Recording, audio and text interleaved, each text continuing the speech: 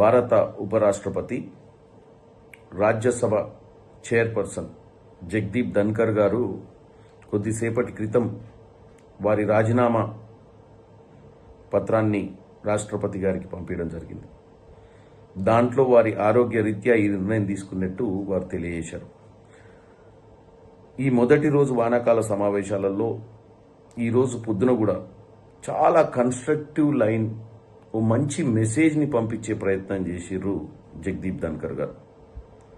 Parliament సమావేశాలలో పార్టీలకు అతీతంగా అటు ప్రతిపక్షాలైనా ఇటు అధికారంలో ఉన్నటువంటి సభ్యులైన వారికి ఉన్నటువంటి విభేదాలను పార్లమెంట్ బయటనే వదిలిపెట్టి వచ్చి పార్లమెంట్ సమయాన్ని వృధా చేయకుండా భారతదేశ ప్రగతి కోసం, భారతదేశ భవిష్యత్ కోసం పనిచేయాలంటూ ఒక మంచి మెసేజ్ ఇచ్చినటువంటి నాయకుడు జగదీప్ గారు.